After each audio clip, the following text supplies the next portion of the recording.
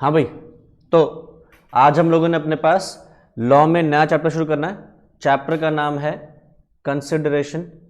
ठीक है, easy chapter है और मज़ा आएगा इसको पढ़ने में। ठीक है, तो स्टार्ट करते हैं। आ जाओ। तो ये वर्ड कंसिडरेशन जो है ये हमने पहले भी देखा हुआ है जब हमने चैप्टर नंबर 1 पढ़ा था, essential nature of a contract वाला, जिसके अंदर हमने पढ़े थे कि essential elements of a valid contract. तो कंसिडरेशन का मतलब क्या होता है?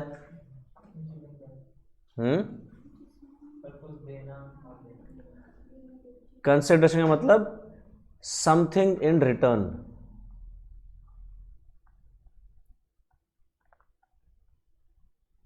जैसे फॉर एग्जाम्पल, मैं और तुम और मैं एग्रीमेंट कर रहे हैं कि मैं तुम्हें बेचूंगा ये मोबाइल और तुम मुझे दोगे पैसे। तो मैं जो दे रहा हूँ वो क्या है? मोबाइल। वो तुम्हारे लिए क्या है? कंसिडरेशन। और तुम मुझे क्या दे रहे हो? पैसे। तो मेरे लिए क्या हो गया? पैसे हो गया कंसिडरेशन।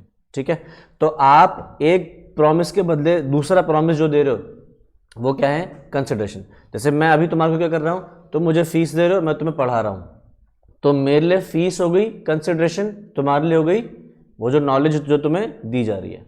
ठीक, तो consideration means something in return. अब इसको लैटिन में बोलते हैं क्विड प्रो क्वो। ठीक है, अगर कभी इंग्लिश न्यूज सुनी हो तुमने तो इंग्लिश न्यूज में कभी देखना ये क्विड प्रो क्वो बार बार यूज होता है। लोग कंसिडरेशन की जगह पे क्विड प्रो क्वो, वो बेसिकली वो कहाँ यूज करते हैं कि आपने कुछ किया तो मैं भी कुछ करूंगा, आपने कुछ किया तो मैं भी कुछ करूंगा, तो वो वहां पे उस सेंस में यूज करते हैं उसको।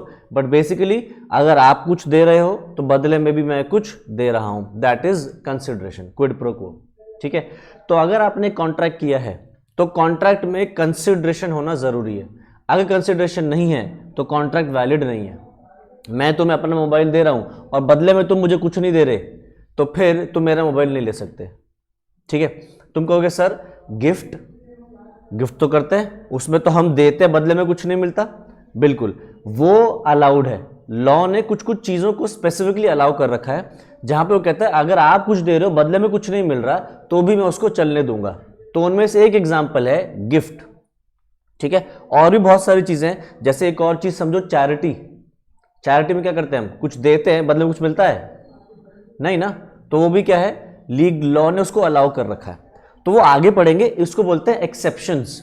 एक्सेप्शन समझते हो ना, जो थोड़ी सी चीज हटके, पूरी सारी बात ऑलमोस्ट कॉमन है, बस कुछ कुछ जगहों पे छोटे मोटे आपने रूल से डिविएट किया है।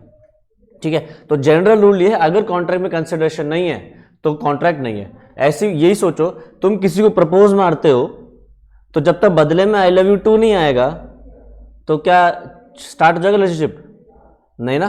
तो सेम चीज है कि तुम कुछ दे रहे हो तो बदले में अगर कुछ नहीं आया तो भूल जाओ, कॉन्ट्रैक्ट बनेगा। ठीक, अच्छा, अगर कॉन्ट्रैक्ट में, हाँ ऑनेस्टली सोचो ऐसे ही होता है।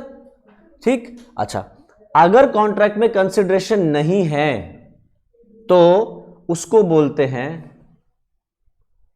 लैटिन में नुडुम पैक्टम। ठीक है, अगर कंसिडरेशन नहीं है तो उसको बोलेंगे नुडुम पैक्टम, और अगर है तो बोलेंगे क्विड प्रो क्वो। ठीक है, अब क्या ये वर्ड्स हमें याद करने पड़ेंगे? यस। क्यों याद करने पड़ेंगे? क्योंकि सवाल कभी कभी डायरेक्टली पूछ सकता है what do you understand by the term Kwid pro क्वो या नुडुम पैक्टम, इस तरीके से पूछा जा सकता है। तो तुम्हें पता होना चाहिए कि हाँ भाई ये भी कुछ वर्ड है। ठीक है, ये सब लिखा है यहाँ पे, डोंट वरी। मैं यहाँ पे जो भी बोल रहा हूँ वो सब तुम्हें नोट्स में मिल जाएगा, ऐसा कुछ भी नहीं जो बाहर होगा। तो देखो क्या लिख रहा है, व्हाट इज कंसिडरेशन। पहले तो देखते हैं, consideration is an essential element in a contract, it is the normal badge of enforceability, subject to certain exceptions, an agreement is not enforceable unless each party to the agreement gets something. अब मैं देखो यहाँ पे लिखा हुआ है subject to certain exceptions, तो इसका मतलब क्या है? कुछ छोटी मोटी एक्सेप्शंस को अगर छोड़ दिया जाए, सब्जेक्ट मतलब छोड़ दो, सब्जेक्ट टू सर्टेन एक्सेप्शन, कुछ एक्सेप्शन अगर आप छोड़ दो तो agreement is not enforceable unless each party gets something. This something is called consideration, it is also called as quid pro quo. आगे, a promise without consideration is called nudum pactum. The law will not enforce a bare promise. Bare promise मतलब आप कुछ दे रहे हो बदले में कुछ नहीं मिल रहा, लॉ इसको अलाउ नहीं करेगा। ठीक, तो according to Pollock, consideration is the price for which promise of the other is bought. Consideration क्या है? आपने दूसरे से उसका प्रॉमिस लिया कि वो कुछ करेगा, तो आपने उस प्रॉमिस की जो कीमत चुकाई है उसको बोलते हैं कंसिडरेशन। ठीक, अब ये लंबा चौड़ा डेफिनेशन हो गया। सेक्शन 2 कॉन्ट्रैक्ट एक्ट का क्या कह रहा है? अच्छा, पहले इसको रीड करना सीखो। क्या बोलते हैं इसको? सेक्शन 2 डी जो है इसको बोलते हैं clause D. Section 2 clause D. ठीक है, अगर ऐसा हो जाए सेक्शन 2 डी ऐसा हो जाए तो क्या बोलोगे? Section 2 clause 2 sub clause D. ठीक है, चलो, तो section 2D of the Contract Act defines consideration as follows: when at the desire of the promisor, the promisee or any other person has done or abstained from doing or does or abstains from doing or promises to do or to abstain from doing something, such act or abstinence or promise is called a consideration for the promise। Sir पल्ले ही नहीं पड़ा, क्या बोल गए ये? Desire of the promisor, promisee और any other person has done और एब्स्टेन फ्रॉम डूइंग, डज और abstain from doing, promises to do और promises to abstain from doing. ये बात तो बाउंसर है, पल्ले नहीं पड़ी। आओ देखते हैं।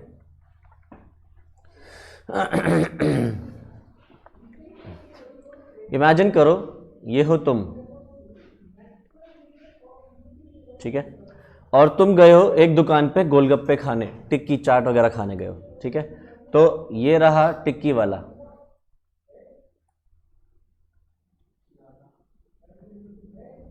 ठीक है, और ये रहा उसका स्टॉल जिसके अंदर गोलगप्पे रखे। देखा ना, अंदर से वो हाथ डालता है और गोलगप्पे निकालता है। तो ये रखे गोलगप्पे, आधों को तो भूख लगनी शुरू हो गई होगी, सुबह सुबह का वक्त, गोलगप्पे बोल दिए। ठीक है, तो तुम्हारे हाथ में उसने दी कटोरी, ये देखो मजे, ये रही कटोरी, और एक एक करके वो क्या रख रहा है? गोलगप्पे। उसके हाथ में एक गोलगप्पा तैयार है, एक गोलगप्पा यहाँ है, और तुम अभी उठा के खाना शुरू कर दो।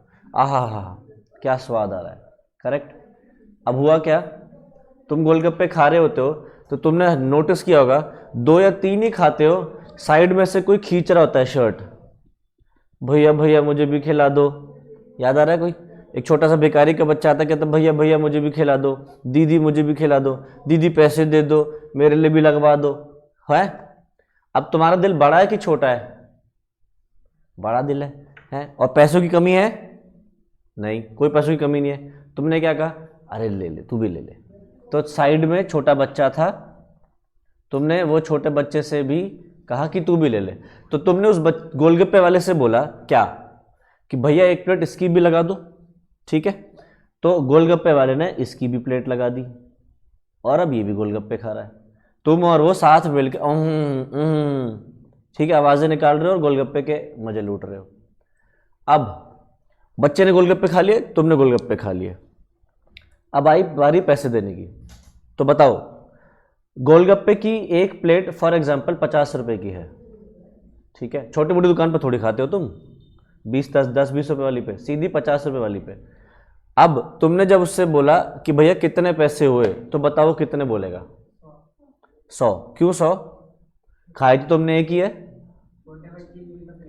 छोटे बच्चे की भी तो प्लेट है, बट तुमने छोटे बच्चे की प्लेट थोड़ी खाई है, वो तो उसने खाई है। दिलाई तो तुमने। तो सोचो, तुम्हारे कहने पे टिक्की वाले ने क्या किया? बच्चे को गोलगप्पा खिलाया, तो तुम कौन हुए? प्रॉमिसर। टिक्की वाला कौन हो गया? जिसको प्रॉमिस किया गया है वो हो गया प्रॉमिसी। तो डिजायर किसकी थी? तुम्हारी। तुमने उससे कहा था कि तू उसे गोलगप्पे खिला दे, पैसे मैं दे दूंगा। तो क्या हुआ?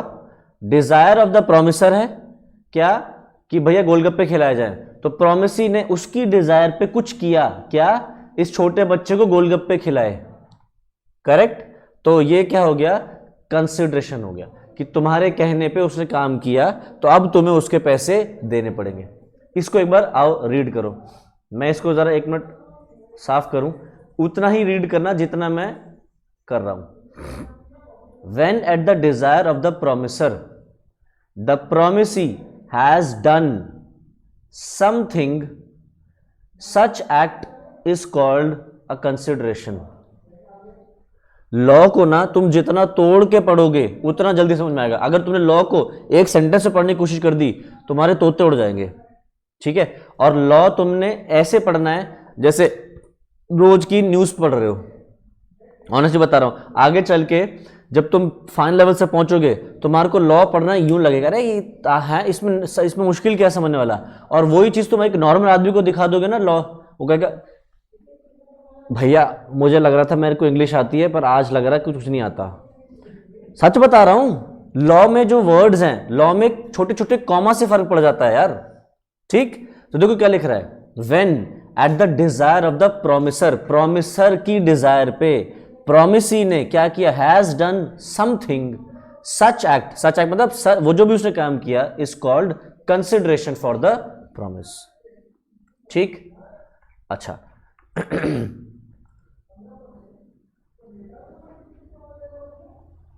ये है SRK, कौन SRK, शाहरुख खान, ठीक। और ये है बिग बास्केट। तुमने देखा है शाहरुख खान बिग बास्केट का ही ऐड करता है, किसी और का ऐड नहीं करता। तो बिग बास्केट ने शाहरुख से क्या कहा होगा कि हम आपको पैसे देंगे बट आप SRK किसी और का ऐड मत करना, क्योंकि तुम्हारा पागल हूं मैं, क्यों नहीं करूंगा, तुम्हारा ऐड करना है, तुम्हारा ऐड कर रहा हूं ना, अब कोई और मुझे पैसे देगा तो मैं उसका भी ऐड करूंगा। तो तुम अगर चाहते हो कि मैं किसी और का ऐड ना करूं तो मेरा तो रेवेन्यू का लॉस हो रहा है ना, तो मुझे वो रेवेन्यू का लॉस भरपाई कर दो, मैं नहीं करूंगा। तो बिग बास्केट ने क्या कहा, ठीक है हम आपको पैसे देंगे बट आप किसी और का ऐड नहीं करोगे, ठीक है। तो इन्होंने क्या कहा, पैसे ले लो बदले में किसी और का ऐड मत करना, ठीक है। तो बताओ किसकी इच्छा पे काम हो रहा है, बिग बास्केट की इच्छा पे शाहरुख खान क्या कह रहा है कि वो किसी और का ऐड नहीं करेगा। तो वो जो कह रहा है ना नहीं करना, रोक रहा है ना खुद को, वो जो रोक रहा है खुद को उसको बोलते हैं वर्ड एब्स्टेन या नॉट डू समथिंग। तो वो एट प्रेजेंट किसी और का ऐड नहीं करेगा और फ्यूचर में भी नहीं करेगा, है ना। इस वक्त तो किसी और का ऐड अगर आ गया उसके पास तो मना कर देगा, और अगर आगे भी चल के आए तो मना कर देगा जब तक बिग बास्केट के साथ उसके कॉन्ट्रैक्ट चल रहा है, ठीक। रीड करो इसको, when at the desire of the promisor the promisee abstained from doing, abstained मतलब इस वक्त रुक, पास्ट में रुक चुका है करने से, या फिर एब्सटेन्स फ्रॉम डूइंग प्रेजेंट में कुछ करने से रुक रहा है, या फिर प्रॉमिस करता है क्या कि वो एब्सटेन करेगा from doing something in the future, such act या सच एब्सटिनेंस और प्रॉमिस इज कॉल्ड कंसिडरेशन, ठीक। तो शाहरुख ने क्या कहा, एब्सटेन्ड फ्रॉम डूइंग, ये हो गया पास्ट में, ये हो गया प्रेजेंट में, और प्रॉमिस कर रहा है कि वो एब्सटेन करेगा, यानी कि ये हो गया फ्यूचर में, ठीक है। तो वो जो रुक रहा है, एब्सटिनेंस जो कर रहा है, इट इज कॉल्ड कंसिडरेशन, ठीक है। तो जो आप कर रहे हो या करोगे या करने से रुक रहे हो, या तो वो पास्ट में हो सकता है कि आपने पास्ट में करने से रुक गए थे या पास्ट में कोई काम किया था, या अभी इस वक्त प्रेजेंट में कुछ कर रहे हो या करने से रुक गए हो, या फ्यूचर में कुछ प्रॉमिस करते हो कि करोगे या करने से रुकोगे, वो एक्ट या एब्सटिनेंस क्या है, प्रॉमिस है, कंसिडरेशन है, ठीक है। अच्छा ऐसे समझो हमारे तुम्हारे बीच कॉन्ट्रैक्ट हुआ है कि मैं तुम्हें पढ़ाऊंगा तो मुझे फीस दोगे, ठीक है, लेट अस सपोज मैंने तुम्हें 50% सिलेबस पढ़ा दिया है, ठीक है, और तुमसे अभी मुझे 1 रुपये भी नहीं आया, ठीक है, और अब तुम कह रहे हो कि सर हमें नहीं पढ़ना आगे, 50% पढ़ लिया, अब आगे हमें नहीं पढ़ना, हम सीए छोड़ रहे हैं। बताओ, जो मैंने तुम्हें 50% पढ़ा दिया, क्या मुझे उसके पैसा मिलना चाहिए या नहीं? मिलना चाहिए। यानी कि मैंने काम किया कब, अभी या पास्ट में? पास्ट में। तो यानी कि हैज डन पास्ट में, या फिर मैं अभी कर रहा हूं डज, इस वक्त मैं तुम्हें पढ़ा रहा हूं तो मुझे इस वक्त पढ़ाने के पैसे मिलने चाहिए, या फिर मैं प्रॉमिस करता हूं क्या, टू डू समथिंग, मैं प्रॉमिस करता हूं कि तुम्हें फ्यूचर में पढ़ाऊंगा। तो ये जो मैं प्रॉमिस कर रहा हूं, या जो मैं अभी कर चुका हूं, या जो मैं अभी कर रहा हूं, ये मेरा एक्ट जो है वो क्या है, कंसिडरेशन है। आ गया समझ? पूरा पैराग्राफ कंप्लीट हो गया, ठीक है। ये डिजायर ऑफ द प्रोमिसर और प्रोमिसर एनी अदर पर्सन, इसको हम थोड़ी देर में देखेंगे, भी 5 मिनट में देखेंगे। When are the desire the promisor, the promisee और एनी अदर पर्सन, ये एनी अदर पर्सन अभी हम कवर करेंगे अभी, ठीक है। चलो नेक्स्ट, अब देखते हैं essentials of a valid consideration. मतलब एक कंसिडरेशन आपकी वैलिड है, इसके कुछ इसेंशियल रूल्स होते हैं, समझ लो कि ये चीजें तो होनी चाहिए, ठीक है। आओ, सबसे पहले क्या है, consideration must move at the desire of the promisor. बताओ, यहां पे जो गोलगप्पे खाने वाली बात थी, तो किसके कहने पे गोलगप्पे खिलाए गए थे? तुम्हारे कहने पे, यानी कि प्रोमिसर कहने पे। तो वो यही कह रहा है कि सबसे पहली इसेंशियल एलिमेंट ही क्या है कि भैया जो डिजायर है वो किसकी होनी चाहिए, प्रोमिसर की, क्योंकि उसी ने तो प्रॉमिस किया है कि मैं फिर उसके बदले, आप जो काम करोगे उसके बदले पैसे दूंगा, उसके बदले कुछ और करूंगा। तो डिजायर किसकी होनी चाहिए हमेशा, प्रोमिसर की। इसकी डिजायर पे कुछ किया जाना चाहिए, ठीक है। ये जरूरी नहीं है कि जो दिया जा रहा है उसका बेनिफिट प्रोमिसर को ही हो, ये जरूरी नहीं है। जैसे गोलगप्पे किसने खाए, बच्चे ने खाए ना, तो क्या इसका बेनिफिट तुम्हें मिला? नहीं। ठीक, इसको छोड़ दो, तुम एग्जाम्पल लो अपने बचपन का, बचपन छोड़ो आज का ले लो, क्या तुम अभी कमा रहे हो? नहीं। तुम्हारे को अगर कुछ चाहिए होता है तो कहां से आते हैं पैसे? मम्मी पापा से आते हैं। अगर सड़क पे चल के आज भी टिक्की खानी है तो कहां से आएंगे पैसे? पापा मम्मी से आएंगे। तो एक बात बताओ, पापा मम्मी पैसे दे रहे, टिक्की कौन खा रहा है? तुम। पैसे मिल किसको रहे हैं? टिक्की वाले को। तो यहां पे भी क्या हुआ, डिजायर किसकी है? पापा की। तो पापा क्या है, प्रोमिसर, उसका बेनिफिट किसी और को मिल रहा है बट चलेगा, ठीक है। तो consideration must move at the desire the promisor, but it is not necessary that the benefit should go to the promisor, it can go to anybody else, ठीक। अच्छा, अब एक केस ले रहा हूं, मुझे बताना कि क्या होना चाहिए, ठीक है, बुद्धि लगाना अपने आप। चलो जी,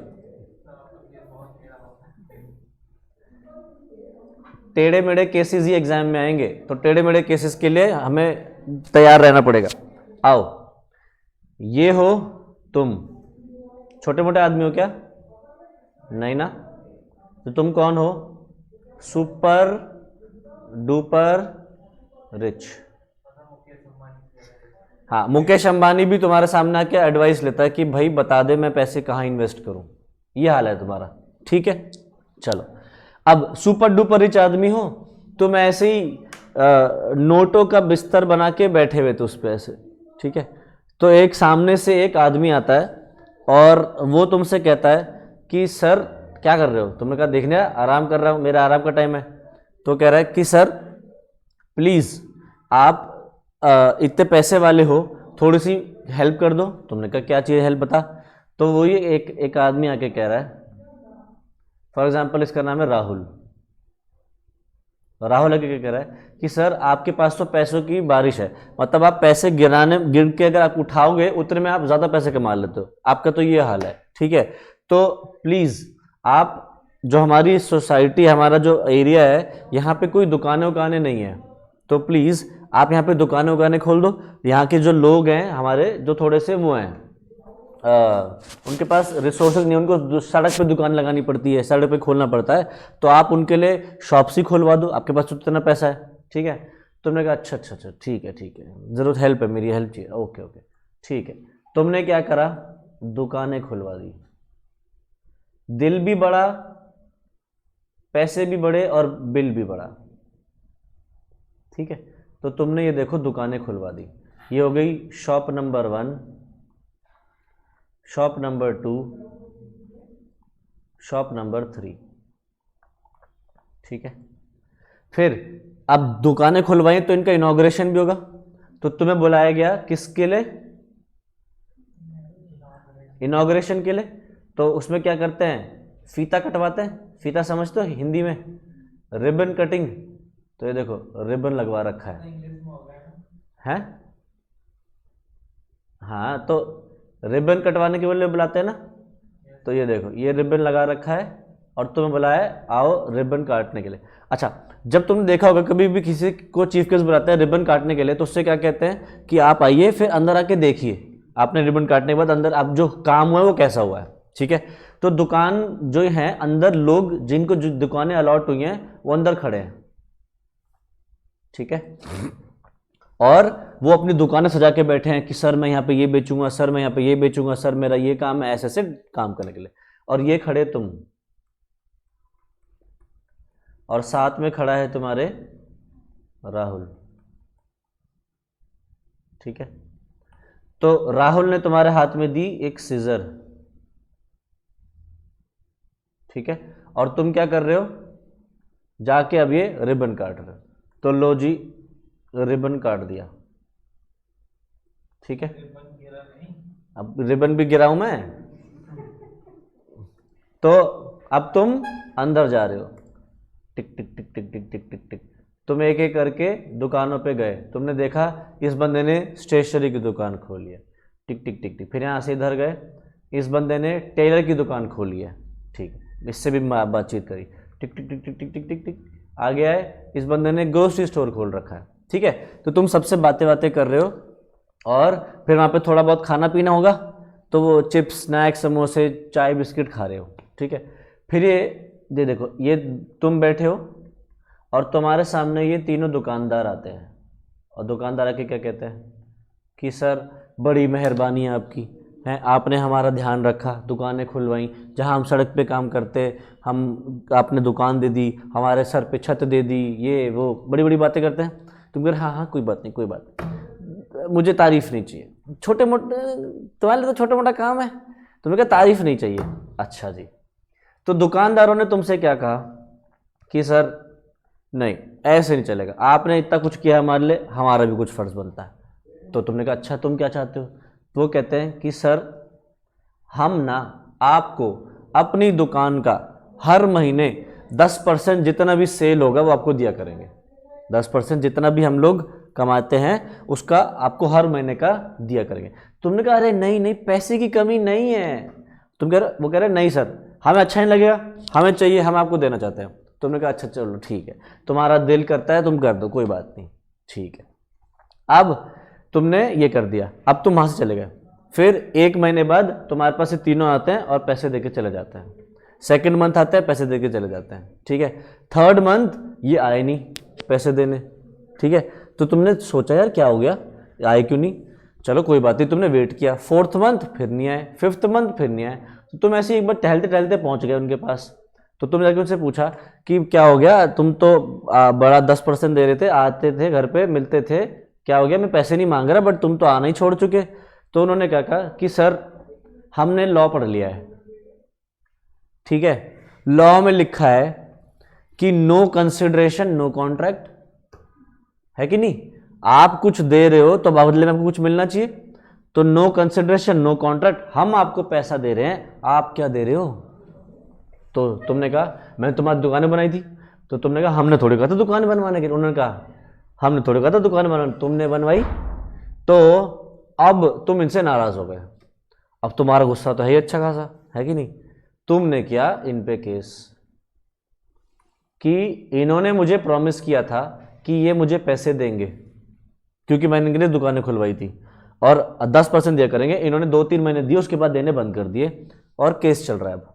ठीक है, तो बताओ कोर्ट में केस चल रहा है, कौन जीतेगा, तुम या ये दुकानदार?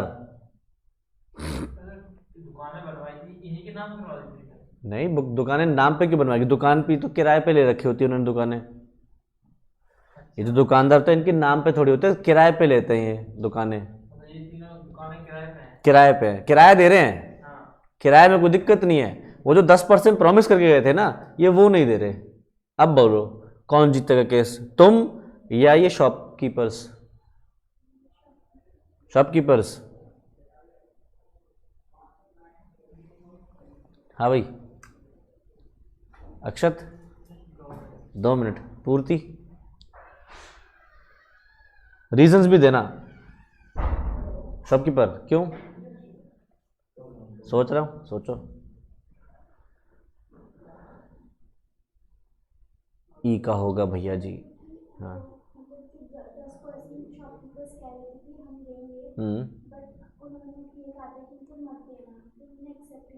नहीं कर दिया था एक्सेप्ट, जब आने शुरू हो गए तो मना नहीं किया ना। जब 10% आना शुरू हो गया तो तुमने मना भी तो नहीं किया, रख लिया है।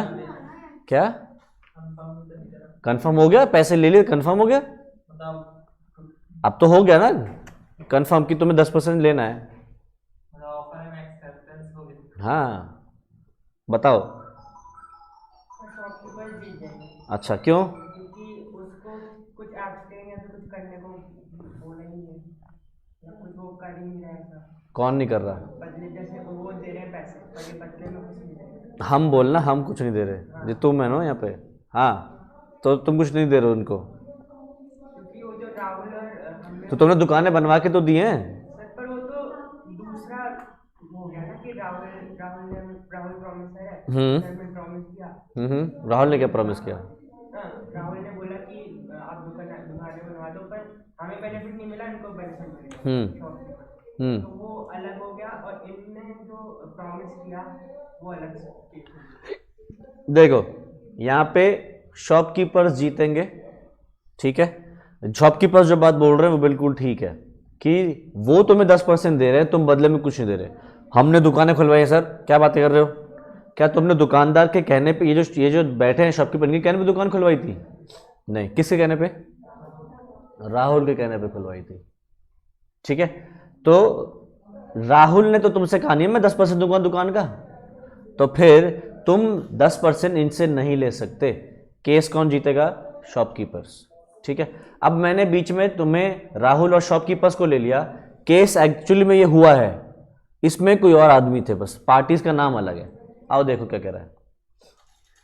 पहली चीज क्या कह रहा है? Consideration must move with the desire the promisor, the act और abstinence must be done at the desire of the promisor if it is done at the instance of a third party।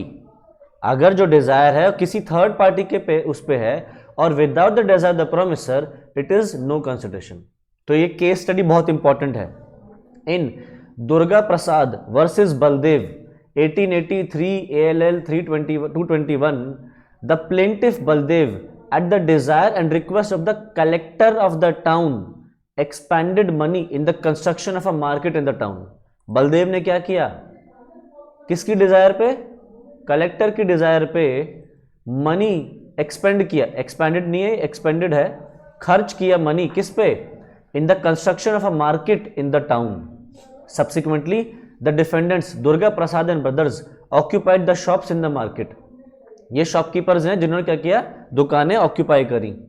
Since the plaintiff had spent the money for construction of the market, the defendants in consideration thereof promise to pay to the plaintiff a commission on the articles sold through their shops in that market। तो shopkeepers ने क्या बोला कि हम आपको अपनी दुकान में जितने माल बेचेंगे उसका कुछ % कमीशन दिया करेंगे क्योंकि आपने हमारे लिए दुकानें खुलवाई। डिफेंडेंट्स हाउएवर फेल्ड टू पे the promised commission. The plaintiff brought an action to recover the promised consideration। It was held that they were not bound to pay as it was without consideration and hence void। तुम तो दे रहे थे, दुकान shopkeeper से तुम्हें दे रहे थे, तुम बदले में कुछ नहीं दे रहे थे, ठीक है। अच्छा सर हम भूल गए, ये जो दुर्गा प्रसाद वर्सेस बलदेव लिखा है इसमें ये क्या है, ये क्या है, ये क्या है और ये क्या है? कोई बता सकता है क्या ये? 1880 ईयर,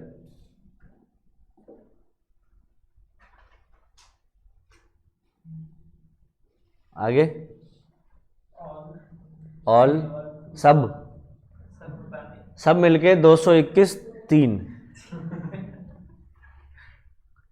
हाँ भाई, ये मैंने एक बार पहले बताया हुआ है, बट सर हम तो भूल गए, हमें ये नहीं पता हमने आज सुबह ब्रेकफास्ट में क्या खाया। ये तो बहुत पहले बताया था, है कि नहीं? देखो, ये जो 3 ऑल 221 है, ये क्या है? ऑल है वो बुक जिसके अंदर इस केस की जजमेंट लिखी है, ठीक है। अब वो बुक जो है, वो बुक बहुत मोटी होती है, बट उस बुक में सारे केस नहीं आ पाते, तो उनको नेक्स्ट रजिस्टर भी पिक करना पड़ता है, या नेक्स्ट वो बनानी पड़ती है, तो उसकी उन्होंने वॉल्यूम्स बनाई होती हैं। तो ये 3 क्या है? Third volume. तो थर्ड वॉल्यूम ऑफ ऑल कोई होगी बुक, रजिस्टर में क्या करना? थर्ड वॉल्यूम ऑफ ऑल, और ऑल में कहा जाओ? Page number 221। तो वहां पे आपको ये केस दुर्गा प्रसाद वर्सेस बलदेव मिल जाएगा, ठीक है। हाँ सर, अगर ये दुर्गा प्रसाद के बदले और डायरेक्ट शॉपकीपर से करता तो शॉपकीपर नहीं, ऐसे नाम लिखा होता है, जो केस करता है उनका नाम होता है, शॉपकीपर नहीं लिखा होता। केस नहीं बोल रहा मैं। हाँ, मैं बोल रहा हूँ सर, शॉपकीपर के कहने से ही मैं अगर दुकान बनवाता शॉपकीपर के कहने पे दुकान बनवाता तब बनता। और सर इस पूरी केस स्टडी में वो कॉन्ट्रैक्ट तो बन नहीं सकता, एग्रीमेंट भी नहीं बन पाएगा। हाँ, क्योंकि कंसिडरेशन नहीं है, ठीक है। तो ये बहुत ही इंपॉर्टेंट केस स्टडी है, दुर्गा प्रसाद वर्सेस बलदेव। क्या हमें एग्जाम में लिखना पड़ सकता है? जी हाँ। अब ये नहीं कह रहा मैं तुमसे कि पूरी केस स्टडी लिखनी है, बट कहीं कहीं क्वेश्चंस में तुम्हें सिर्फ रेफरेंस देना होता है। कभी कभी सवाल डायरेक्टली पूछ लेता है कि what do you mean by consideration must whether desire the promisor, what do you mean by that. तो तुम्हें बताना पड़ेगा और रेफरेंस देना पड़ेगा नीचे केस स्टडी का, दुर्गा प्रसाद वर्सेस बलदेव, और एक्सप्लेन करके आना पड़ेगा। तो केस स्टडी बहुत इंपॉर्टेंट है लॉ में। देखो, एक ऑप्शन तो है मैं तुम्हें दे दूं कि केस स्टडी सिर्फ लिख के आ जाना, एक ऑप्शन तो ये है, दूसरा कि कुछ मत लिख के आना। तो किस में ज्यादा चांसेस है मार्क्स मिलने के? लिख के आने के। तो एक्स्ट्रा एफर्ट तुम्हें करना पड़ेगा। जो बच्चा एक्स्ट्रा एफर्ट डालेगा उसी के एक्स्ट्रा नंबर आएंगे, जो नहीं डालेगा उसके कुछ नहीं आने वाले, ठीक है। तो अपनी तरफ से हम लोग तैयार रहेंगे। डेफिनेशंस क्या हमें याद करनी पड़ेगी? जैसे कि कंसिडरेशन की, हाँ, ये डेफिनेशन हमें याद करनी पड़ेगी। क्यों? क्योंकि लॉ में तुमसे एक्सपेक्ट किया जाता है कि तुम प्रोफेशनल लैंग्वेज का यूज करो, और ये पूरी प्रोफेशनल लैंग्वेज ही है। तुम आज की डेट में एक प्रोफेशनल डिग्री परस्यू कर रहे हो, तो तुम्हारा बिहेवियर, तुम्हारी जो लैंग्वेज है वो भी क्या हो जानी चाहिए? प्रोफेशनल हो जानी चाहिए, ठीक। सर एक और चीज, हाँ सर मैं ये पूछना चाहता हूँ, जैसे कि अभी इसमें थर्ड पार्टी इन्वॉल्व है हाँ ना? अगर ये दो और इन्हें छोड़ के जो 2 लोग हैं उन पर डायरेक्ट वो हो रहा है, मैंने तेरे लिए बनवाया, तो सर अगर कंसिडरेशन तो उसका भी मिल रहा है ना, हमारे लिए शॉप बनाई उसका रेंट मिल रहा है, इसमें तो ऑटोमेटिक हो रहा है सर। तो अलग से जो क्या नाम है उसने प्रॉमिस बोला कि अलग से किया है तो कुछ नहीं मिलेगा, बट अगर उसे दुकान इसी शर्त पे बनवाई थी कि वो अपनी दुकानों का 10% देगा, रेंट भी देगा और दुकानों का 10% सेल भी देगा, तब फिर कंसिडरेशन तब काउंटर जाता। वो तो खुद बोल रहा है ना कि मैं तुम्हें दूंगा, इससे ही बन जाएगा। मैं तुम्हें दूंगा, मतलब वो नहीं ना 10% में क्या नाम है सेल्स का दूंगा। शॉपकीपर कह रहा है। हाँ, तो इससे ही बन जाएगा। देख, सवाल ये है कि दुकानें किसने खुलवाई, पहले तो ये बता, दुकानें किसने कहा था खुलवाने के लिए? राहुल ने। तू अभी उसी पे जाए, राहुल ने खुलवाई है। नहीं नहीं सर, मैं ये बोल रहा हूँ कि तेरा जो राहुल एग्जाम्पल है, कॉन्ट्रैक्टर, राहुल हट गया, हाँ। लो राहुल हमने हटा दिया, अब बोल। कॉन्ट्रैक्टर और शॉपकीपर के बीच में बात हो रही है। तेरे और शॉपकीपर्स के बीच में हो रही हाँ है। सर। हाँ बोल आगे। हाँ, तो इसमें सर ये तीनों बंदे हैं, हाँ इन दोनों में एग्रीमेंट हुआ है, हाँ, और इनके लिए ये सर तुमको हटा के कॉन्ट्रैक्टर हो गया।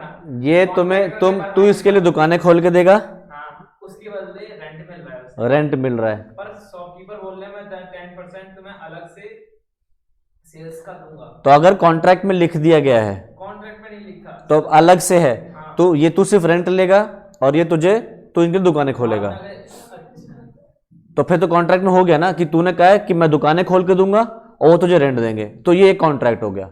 फिर उन्होंने खुश होकर कह दिया कि 10% दे देंगे, तो वो तुझे नहीं मिल सकता क्योंकि तू तब कुछ नहीं दे रहा, तब वहां पर कोई कॉन्ट्रैक्ट नहीं हो रहा, ठीक है। अच्छा, एक और केस स्टडी लेते हैं, सोचना और बताना बुद्धि लगा के। ये हो तुम कौन हो? सुपर डुपर, मीर नहीं अमीर, हाँ मीर आ खा गया मुंह में। सुपर डुपर रिच आदमी हो तुम, ठीक है। अब तुम गए एक स्कूल, तो ये स्कूल का प्रिंसिपल है जो तुम्हें मिला, और ये जो स्कूल है ना ये बहुत ही बुरी हालत में है, क्योंकि ये एक एनजीओ की टाइप से है, एनजीओ एनपीओ कुछ भी कह लो। तो तुम जाके वहाँ देखते हो यार ये पे सिर्फ एक ग्राउंड फ्लोर ही है, और बच्चे सिर्फ 5th क्लास तक पढ़ पाते हैं, जो प्राइमरी एजुकेशन की एक तरीके से मिलती है, बाकी जो उनको सीनियर सेकेंडरी हायर एजुकेशन जो होती है वो मिल ही नहीं पा रही। तुमने इनसे पूछा क्या हो गया, तो उसने बोला कि सर हमारे पास पैसा ही नहीं है कि हम ऊपर के फ्लोर्स वगैरह बना सकें ताकि हम हायर क्लासेस ले सकें, फिर बन गई तो उसके बाद टीचर्स को हायर करने के लिए पैसे नहीं है वगैरह वगैरह। तुमने कहा मेरे होते हुए तुम ये सारी बातें कर रहे हो हैं, लो मैं दूंगा तुम्हें पैसे, तुम कंस्ट्रक्शन शुरू करवाओ, तुम ऊपर भी स्कूल बनाना शुरू करो और मैं तुम्हारे को पैसे दूंगा। वो कह रहा है बड़ी मेहरबानी सर, बड़ी मेहरबानी, थैंक यू सो मच, मैं कल ही कॉन्ट्रैक्टर बुलाता हूँ, काम शुरू करवाता हूँ, ठीक है। तो स्कूल के प्रिंसिपल ने कॉन्ट्रैक्टर को बुलवा लिया और कॉन्ट्रैक्टर से क्या कहा कि भाई तू उस काम का स्कूल का कंस्ट्रक्शन शुरू कर। उसने काम शुरू कर दिया, ठीक है। अब सामान वामान खरीद लिया और कॉन्ट्रैक्टर खरीद लिया है अपने पास से और उसने कंस्ट्रक्शन शुरू कर दिया। तो कंस्ट्रक्शन में कॉन्ट्रैक्टर्स क्या करते हैं, जैसे जैसे काम होता रहता है वैसे वैसे कुछ कुछ पेमेंट लेते रहते हैं, ठीक है। तो बिल बन गया फॉर एग्जांपल अभी 2 लाख रुपए का, तो 2 लाख रुपए स्कूल के प्रिंसिपल के पास पड़े हैं क्या जेब में? नहीं, किसके पास है? अरे सुपर डुपर कौन है भाई, रिच तुम। तो कॉन्ट्रैक्टर अपने हाथ में, सॉरी स्कूल का प्रिंसिपल अपने हाथ में 2 लाख का बिल लेके आ रहा है तुम्हारे पास और क्या कह रहा है कि सर ये लो 2 लाख का बिल और वो बना दो, ठीक है। उस दिन तुम्हारा मूड खराब है, गर्लफ्रेंड से हो गई लड़ाई या बॉयफ्रेंड से हो गई लड़ाई, और आज सत्यानाश, आज तो ये हो रहा कि बस जो आ गया उसके ऊपर तलवारें चल जाएंगी, आज तो ऐसे हो तुम, ठीक है। स्कूल का प्रिंसिपल क्या कहता है, सर वो ना आपने कॉन्ट्रैक्ट दिया था ना, आपने कहा था ना स्कूल बनाने के लिए, हमने शुरू कर दिया काम, कॉन्ट्रैक्टर आ गया, कॉन्ट्रैक्टर ने काम भी कर दिया शुरू, 2 लाख रुपए का बिल दिया उसने, तो सर आप दे देंगे, मैं उसको ज़रा दे दूँ। तुमने क्या दिया, अरे जा तो यार यहाँ से, मुझे नहीं कोई स्कूल वो नहीं बनाना, दुनिया ही बेकार है किसी के लिए कुछ करना ही नहीं चाहिए, आज मेरी गर्लफ्रेंड बॉयफ्रेंड मुझसे धोखा दे रहा है, कल तू भी देगा मुझे, जा यहाँ से, मैं नहीं बना रहा। लो जी तुमने कर दिया मना, ठीक है। अब कॉन्ट्रैक्टर तो सर पे खड़ा होगा बिल पैसे मांगने के लिए, स्कूल का प्रिंसिपल दे पाएगा क्या? नहीं दे पाएगा। तो अब 2 लाख रुपए रिकवर करने, 2 लाख रुपए तो पे करना कॉन्ट्रैक्टर को, स्कूल के प्रिंसिपल ने तुम पे केस ठोक दिया, कहा कि तुम्हारे कहने पे मैंने काम शुरू करवाया और तुम ही मना कर रहे हो पैसे देने से। तो तुमने उससे बोला कि मैं तेरे लिए स्कूल बनवा रहा हूं, तू क्या कर रहा है मेरे लिए, तू मुझे कुछ दे रहा है? तो नो कंसिडरेशन नो कॉन्ट्रैक्ट। बताओ केस हुआ, कौन जीतेगा, स्कूल का प्रिंसिपल या तुम?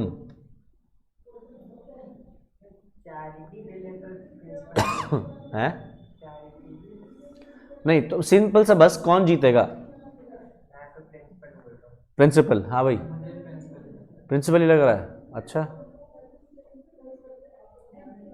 कंफ्यूज्ड हो,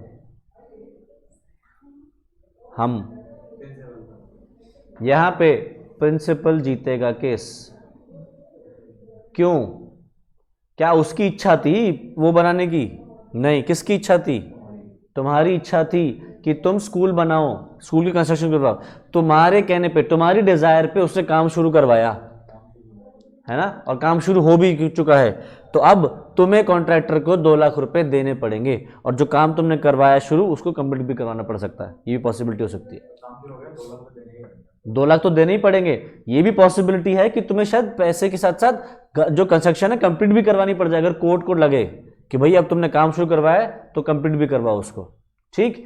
यही चीज एक और केस स्टडी में हुई, केदारनाथ वर्सेस गौरी, ठीक है। इसके अंदर भी यही चीज था कि ऑन द स्ट्रेंथ नहीं, on the desire of the promiser, on the strength of the promise of the defendant to give donation, the plaintiff started the construction of a town hall. It was held that the defendant was liable to pay as the construction work started by the plaintiff was done at the desire of the defendant, so to constitute consideration. However, if the plaintiff, that is the promisee, did not incur any liability on the promise of the donation, then the defendant is not liable. तो कहना चाह रहा है कि भाई क्योंकि तुम्हारे कहने पे काम शुरू हुआ था तो तुम्हें पैसे देने पड़ेंगे.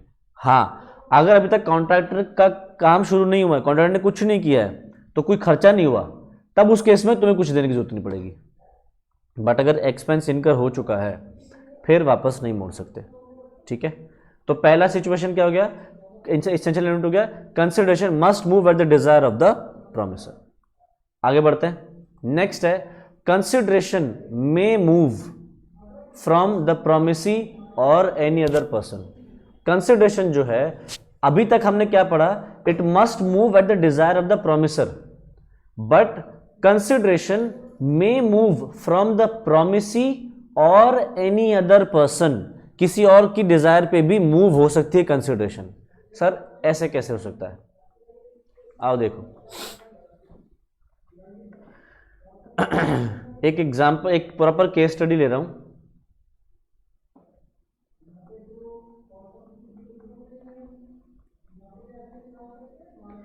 ये है एक बूढ़ी औरत,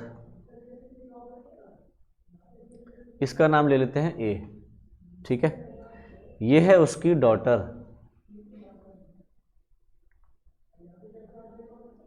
और ये है ओल्ड लेडी की सिस्टर.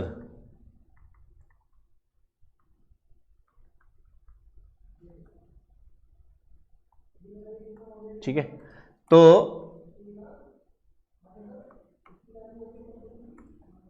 सिस्टर का नाम क्या है, चिन्नया. डॉटर का नाम है रमया.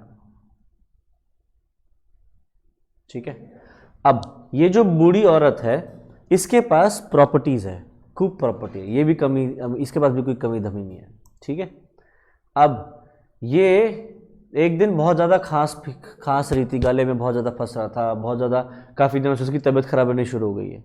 ठीक है, तो रमाया ने अपनी मम्मी से क्या कहा, मम्मी आप ना इलाज विलाज करा लो, नहीं तो प्रॉब्लम हो सकती है. तो मम्मी ने इलाज विलाज भी कराया, बट इलाज से भी मम्मी ठीक नहीं हो रही. तो डॉटर ने अपनी मम्मी से क्या कहा, मम्मी आप देखो अब आपकी तबीयत खराब हो रही है बहुत ज़्यादा, और डॉक्टर्स भी कह रहे हैं कि अब आप ज़्यादा दिन शायद जी ना पाओ, तो आप एक काम करो कि जिससे पहले कि आगे चल के जंगली भेड़िए कूद पड़े, आप अपनी जो प्रॉपर्टी है सारी मेरे नाम पे कर दो, जीते जी अपने जिंदा रहते रहते सारी प्रॉपर्टीज मेरे नाम कर दो, ताकि आगे चल के प्रॉब्लम ना आए. क्योंकि कोई कहेगा मेरी को भी प्रॉपर्टी है, मेरी प्रॉपर्टी में भी हक था, वो हो ही ना सके. ठीक है, तो बेटी ये कहती है, तो मम्मी कहती हैं कि बेटा ये सब तो ठीक है, मुझे पता है ऐसा होता है, बट मुझे एक फिक्र है. मम्मी क्या फिक्र है आपको, फिक्र ये है बेटा कि तेरी जो मौसी हैं, ये सिस्टर इसकी मौसी तो हुई ना, तेरी जो मौसी हैं, तुझे पता है मौसा जी तो है नहीं, अब रहे नहीं इस दुनिया में है, तो मौसी का ध्यान रखने के लिए कोई है नहीं, मौसी के अपने बच्चों का कोई ध्यान नहीं रखते. तो तुझे शायद नहीं पता, मैं तेरी मौसी को हर साल 5 लाख रुपए भेजा करती हूँ, ताकि मौसी अपना देखभाल कर सके, क्योंकि तुझे पता है खर्चे वर्चे कितने हो गए बेटा हैं. तो मैं तेरी मौसी को हर साल कितना देती हूँ, 5 लाख रुपए भेजा करती हूँ. तो हर साल का पैसा देते हैं, तो इसको बोलते हैं एन्युटी. ठीक है, एन्युटी वर्ड एनुअल से आया, तो सालाना 5 लाख रुपए भेज दो ताकि तेरी मौसी अपना घर का खर्चा चला सके. तो मम्मी आप वो कहाँ से देते हो पैसा, बेटा जो मेरे पास प्रॉपर्टी है, प्रॉपर्टी से रेंट वेंट आता है, वहाँ से कमाई होती है, मैं उससे भेज देती हूँ तेरी मौसी को पैसा. अच्छा मम्मी, तो मम्मी आपको परेशानी क्या है, परेशानी ये है बेटा कि अगर मैं मर गई तो तेरी मौसी का ध्यान कौन रखेगा, तेरी मौसी को 5 लाख रुपए कौन दिया करेगा. तो डॉटर कहती है अच्छा. तो ओल्ड लेडी कहती है कि बेटा मैं तुझे ये प्रॉपर्टी कर दूंगी तेरे नाम पे, बट तुझे मुझे एक प्रॉमिस करना पड़ेगा. क्या, कि तू अगर मैं मर गई तो मेरे मरने के बाद अपनी मौसी को हर साल 5 लाख रुपए दिया करेगी, तभी मैं ये प्रॉपर्टी तेरे नाम पे करूंगी. अदरवाइज मैं क्या करूंगी, एक प्रॉपर्टी तेरी मौसी के नाम पे कर जाऊंगी, ताकि मौसी को वहां से रिकवरी होती रहे रेंट की. करी नहीं नहीं मम्मी ऐसे क्या कर रही हो, मैं दूंगी ना, मौसी कितनी सगी मौसी, कितनी प्यारी मौसी है, हर साल चॉकलेट लाती थी मेरे लिए, मुझे झूला झूलाती थी, ऐसे थोड़ी मैं दूंगी, आप मौसी को पैसे दिया करूंगी हर साल। ठीक है, तो ओल्ड लेडी ने जो ए है उसने अपनी बेटी को क्या दे दी, प्रॉपर्टी दे दी, और इसने प्रॉमिस दे दिया क्या कि भाई मैं मौसी को हर साल 5 लाख रुपीस दिया करूंगी। ठीक है, फिर कुछ दिनों बाद ओल्ड लेडी मर गई, ये देखो उसको मार देते हैं, दिख रहा है ना, आंखें बंद हो गई हैं फ्लैट। ठीक है, वो मर चुकी है। अब कुछ दिन बाद डॉटर जब संभली कि हाँ चलो मम्मी गई, उसने अपना आपको संभाला वगैरह, उसके बाद चिन्नया मौसी जो है आके बेटी से कहती हैं कि बेटा पैसे दे दे जरा, वो घर का खर्चा चलाना है। तो रमा कह देती है कि मम्मी मौसी मैं आपको भिजवा दूंगी, आप घर पहुंचो, मैं भिजवाती हूँ आपको। मौसी इस भरोसे पे घर चली गई। ठीक है, उसके बाद रमया ने एक वकील को बुलाया और वकील से कहा कि यार मौसी को मुझे हर साल 5 लाख रुपए देने हैं, क्या कोई तरीका है जिससे मैं बच सकती हूँ? तो वकील ने बोला कि आप अपनी मौसी को 5 लाख रुपए दे रहे हो, मौसी कुछ दे रही है? कहती नहीं। तो कह दिया, वकील ने कह दिया नो कंसिडरेशन नो कॉन्ट्रैक्ट। तो लॉयर ने कह दिया, क्योंकि कुछ कुछ लॉयर होते हैं, मैं ये नहीं कह रहा लॉयर वो होते हैं अनपढ़ होते हैं उनको नहीं पता, कुछ कुछ लोग होते हैं ना जानबूझ के बस पैसे कमाने के लिए झूठ बोल देते हैं या कुछ ही बोल देते हैं। तो डॉटर को रमया को वकील ने बोल दिया कि भैया नो कंसिडरेशन नो कॉन्ट्रैक्ट। चिन्नया ने जब पैसे मांगे तो रमया ने बोला मौसी मैंने लॉ पढ़ लिया है और मुझे ये बात पता चली है कि नो कंसिडरेशन नो कॉन्ट्रैक्ट, मैं आपको हर साल 5 लाख रुपए दिया करूंगी, तो आप मुझे बदले में क्या देंगे 5 लाख के? तो बेटा मैं तुझे आशीर्वाद दूंगी। कह रही नहीं बेटा, वो कह रही नहीं मौसी नहीं चाहिए आपका आशीर्वाद, बहुत आशीर्वाद दे गई मेरी मम्मी, तो मुझे अब बदले में कुछ दोगे तो ठीक है वरना मैं नहीं देती। तो मौसी ने कह दिया मेरे पास तो कुछ है नहीं देने के लिए। तो रमया ने अपनी मौसी को पैसे देने से इनकार कर दिया। चिन्नया ने केस ठोक दिया और केस में जाके कोर्ट से क्या कहती है, कोर्ट इन्होंने देखो प्रॉमिस किया था मेरी बहन को पैसे देंगी, तो आप पैसे देने से मना कर दिया। तो रमया ने जो कोर्ट में बातें बोली हैं वो मैं तुम्हारे सामने बोल रहा हूं, अब मुझे बताना क्या होने वाला। रमया ने बोला जज साहब देखो मेरी मौसी ने 5 लाख रुपए मुझसे लिए, अगर ले ले तो बदले में मुझसे क्या दे रही है? कुछ नहीं। कॉन्ट्रैक्ट एक्ट का चैप्टर नंबर 3 बोलता है कि भाई अगर आप कुछ दे रहे हो तो बदले में कुछ मिलना चाहिए, मुझे बदले में कुछ मिल नहीं रहा तो ठीक है, तो कॉन्ट्रैक्ट नहीं होना चाहिए।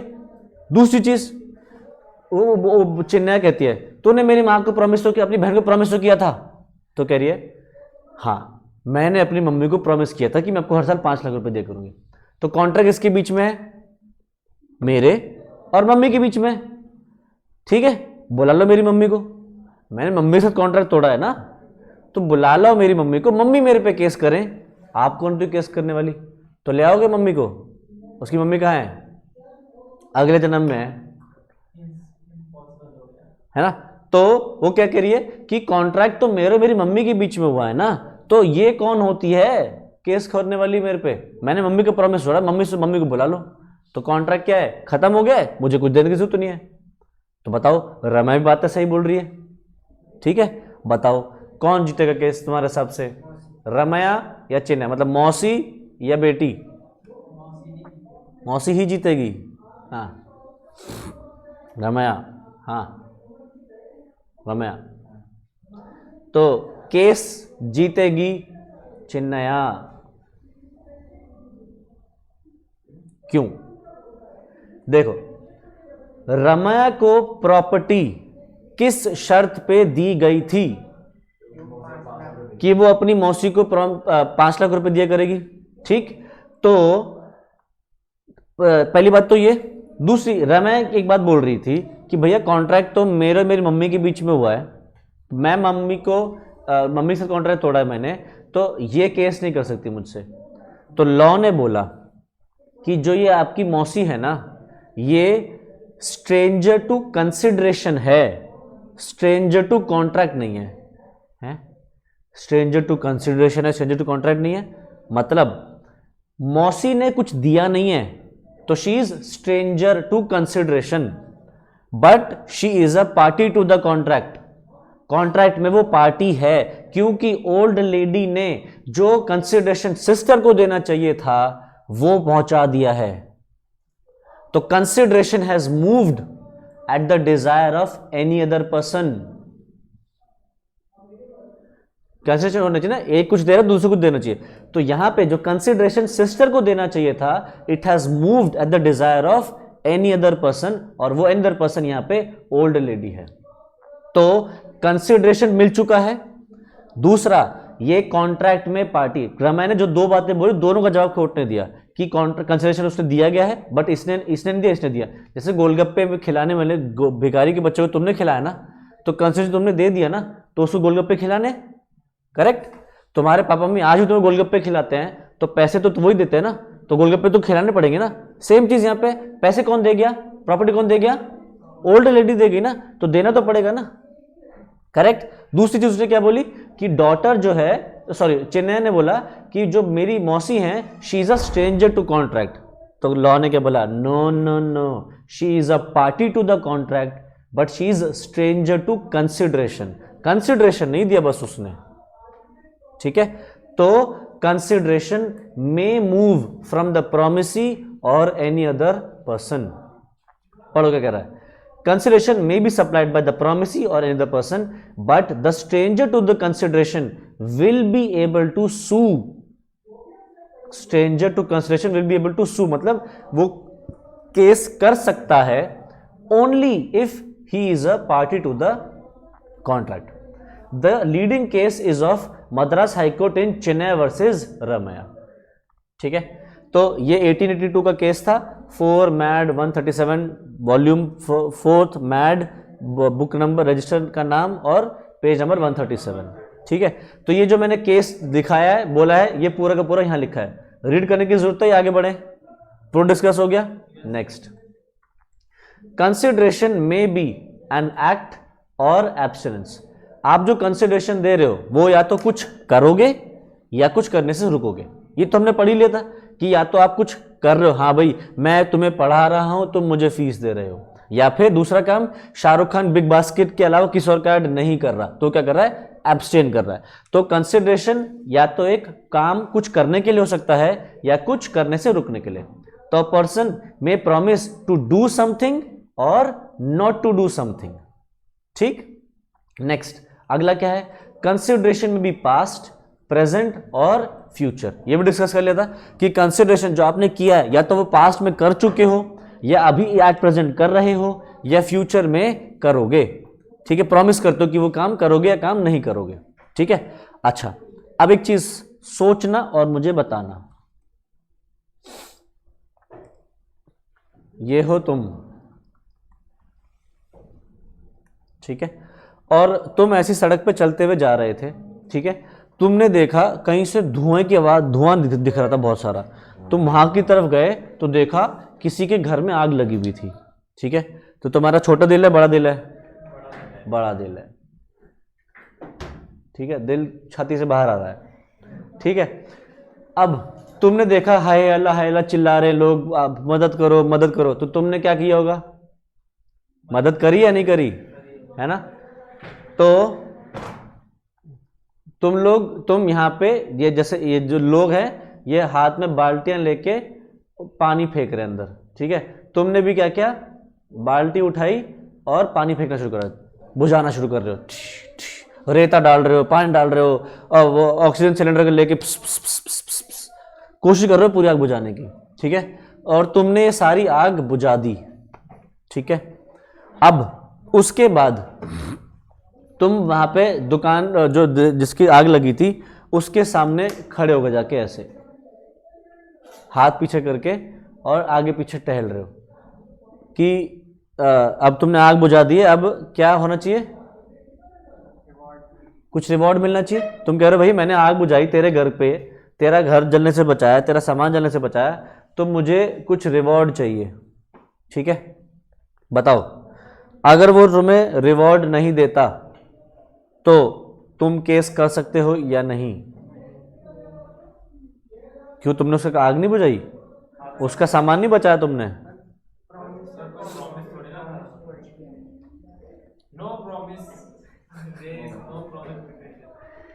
There is no promise between them. तो देखो यहां पे ये एक वॉलंटरी वर्क था। वॉलंटरी मतलब अपनी इच्छा से किया हुआ काम।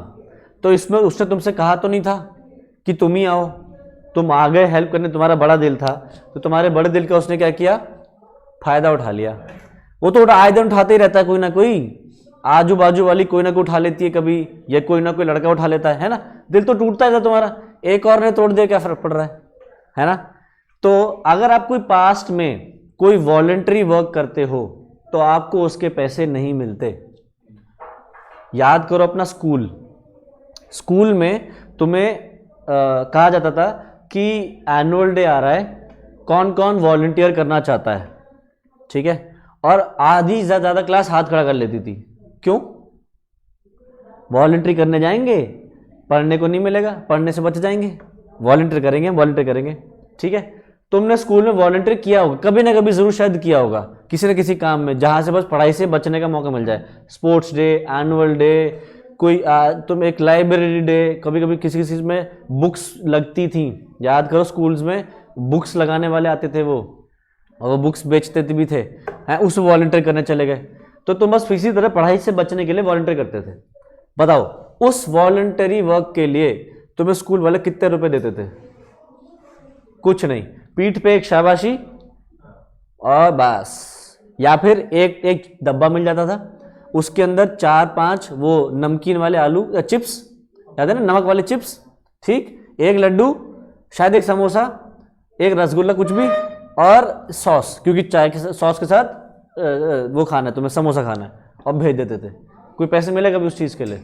कभी कभी तो वो भी नहीं मिला, और कभी कभी तो गाली पड़ गई, काम ठीक से नहीं किया है, पर्दा उतारने को कहा था तुमने, पर्दे की रॉडी उतार दी, है ना, बोर्ड साफ करने को कहा था तुमने, बोर्ड ही उतार दिया, गाली पे भी पड़ गई।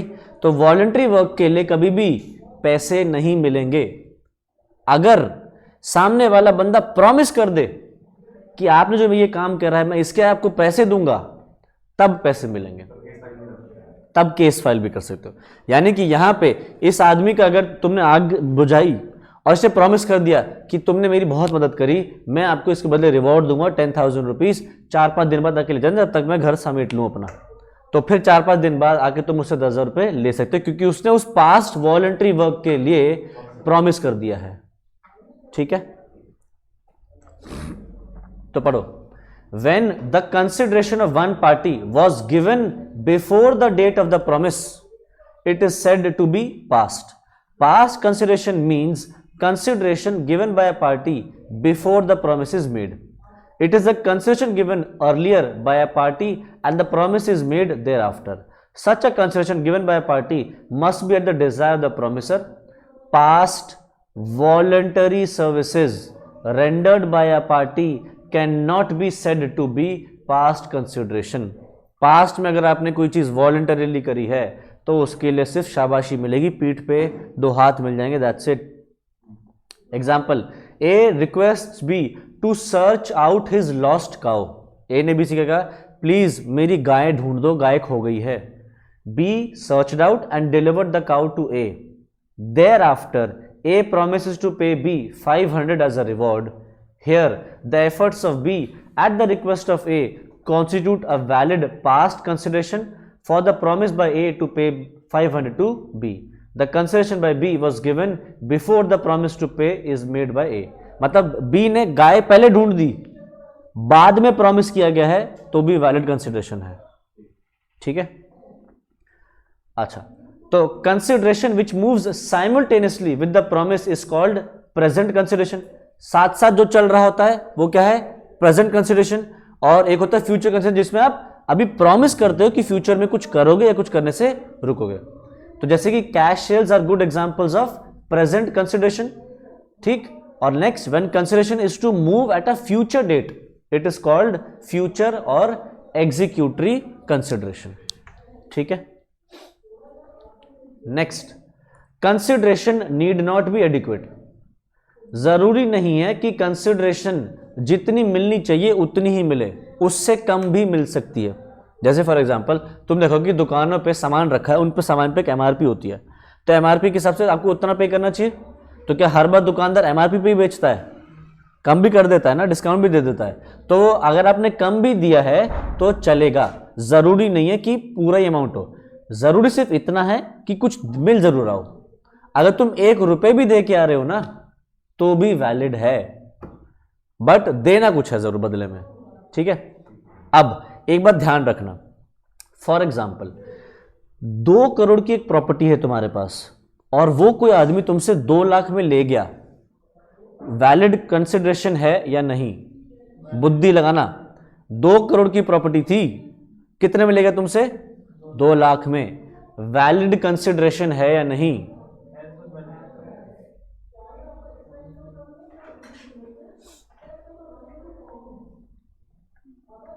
अगर सर वो मर्जी से देता है तो हाँ वैलिड है। 2 करोड़ की चीज 2 लाख में ले गया, वैलिड है? हाँ हाँ, तो मैं वही पूछ रहा हूँ, वैलिड है? वैलिड है। मेरा काम था कंफ्यूज करना और हो गई। 2 करोड़ की प्रॉपर्टी अगर 2 लाख में भी ले गया तो वैलिड है, कुछ ना कुछ कंसेशन तो दिया ना। बट क्या तुम्हें शक नहीं होगा एज अ थर्ड पार्टी, क्या तुम्हें शक नहीं होगा एज अ थर्ड पार्टी कि भाई 2 करोड़ की प्रॉपर्टी को 2 लाख में कैसे लेके कोई बेच सकता है? यानी कि तुम्हें एक चीज है, एक शक ये है कि यार सामने वाले के साथ शायद जोर जबरदस्ती से ली गई हो, है ना, या उसकी कंसेंट जो ली गई शायद वो फ्री नहीं थी, डरा धमका के कनपटी बंदूक रख के उसको मैनिपुलेट करके या धोखे से ली गई हो, करेक्ट। तो अगर कंसिडरेशन एडिक्वेट नहीं है तो कॉन्ट्रैक्ट तो वैलिड है, बट यह कहा जा सकता है कि शायद फ्री कंसेंट नहीं थी उस इंसान की, करेक्ट। उसके लिए केस किया जा सकता है ये देखने के लिए कि यार ऐसा कैसे हो सकता है, ठीक है। तो देखो, consideration need not be adequate और इक्विवेलेंट टू प्रॉमिस। तो एग्जाम्पल नीचे लिखा रहा है, उसको पढ़ लेना example. However section 25 provides that inadequacy of consideration may be taken into account by the court in determining the question whether the consent was freely given। ठीक है, अगर पैसे कम दिए गए हैं तो कोर्ट ये जरूर सोचेगी, इस बात पे केस किया जा सकता है कि शायद उस इंसान की कंसेंट फ्री ना हो, क्योंकि इतनी कोई डिफरेंस में पे सेल ऑफ नहीं करता अपनी प्रॉपर्टी को, ठीक है।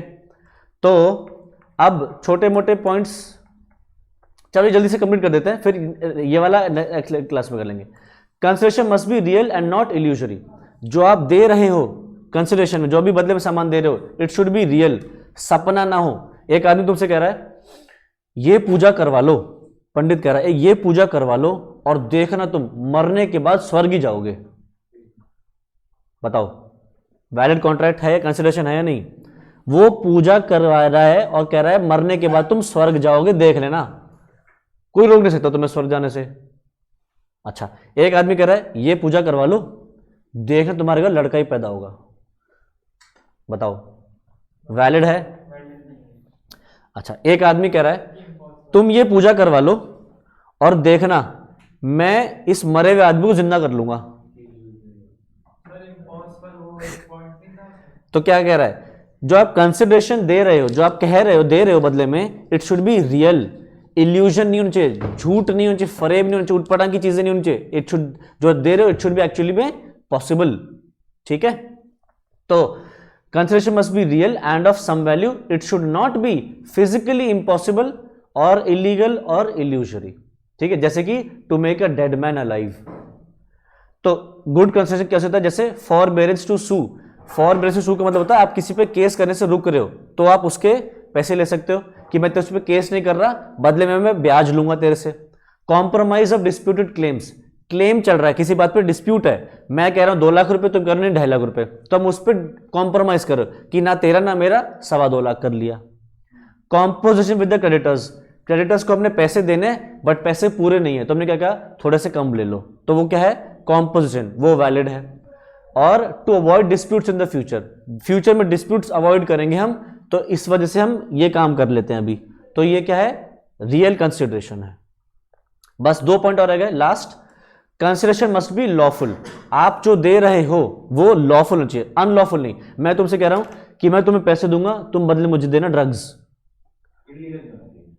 तो क्या हो गया, लॉफुल नहीं है ना जो कंसिडरेशन है, तो इट शुड बी लॉफुल। मैं तुम्हें पैसे दे रहा हूं कि किसी का मर्डर कर देना, किसी की पिटाई कर देना, किसी गाड़ी के नीचे बॉम्ब ब्लास्ट कर देना, बताओ लॉफुल है? नहीं। और last, consideration must not be a pre existing obligation और ड्यूटी। जो आप कंसिडरेशन दे रहे हो वो ऐसा ना हो कि आपकी पहले से ही कोई ड्यूटी है या ऑब्लिगेशन है। जैसे एग्जाम्पल मैंने शायद पहले भी लिया हुआ है, एक पुलिस वाला तुमसे कह रहा है कि मैं तुम्हारा चोर ढूंढ के लाऊंगा, बदले मुझे पैसे चाहिए। क्यों? क्योंकि मैं भी तो तुम्हारे लिए काम कर रहा हूं ना। पुलिस वाला कह रहा है तुमसे कि मैं तुम्हारे लिए चोर ढूंढ के ला रहा हूं और तुम्हारा चोरी का सामान रिकवर करके लाऊंगा, तो तुम मुझे क्या दे रहे हो बदले में? तो वो कह रहा है मेरे को इस चीज के पैसे चाहिए, मैं चोर ढूंढ के लाऊंगा। बताओ वैलिड कंसेशन है या नहीं? नहीं, पहले तो उसकी ड्यूटी है और उसके बदले उसे पैसे भी मिल सकते हैं। बिल्कुल। तो यानी कि जो वो दे रहा है it is his pre existing obligation, उसकी प्री एग्जिस्टिंग लायबिलिटी है या ड्यूटी है जो उसको करनी है, तो दिस इज नॉट वैलिड। तो अगर आपकी कंसेशन ऐसी कुछ है तो it will be considered invalid, बाकी अगर कुछ और है तो फिर वैलिड चलेगा। ठीक है। अब नो कंसिडरेशन नो कॉन्ट्रैक्ट, इसको अब हम नेक्स्ट क्लास में करते हैं। ठीक है, कितना रहेगा ये अभी है, तो इसको अगली क्लास में कवर कर लेंगे अपने पास। ठीक है, तो आज इतना ही करते हैं, इससे आगे नेक्स्ट क्लास में कंटिन्यू करेंगे। Bye bye.